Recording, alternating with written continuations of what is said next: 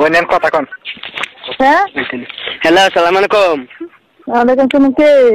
আমি মাদ্রাসা আদামে আসলাম। কই আছো তুমিও না? আমি আপনি কোন জায়গায় ফোন দিচ্ছেন? আমি আমি মাদেরতে বলছি, আমি মাদ্রাসা আদামে। কি জন্য ফোন দিচ্ছেন?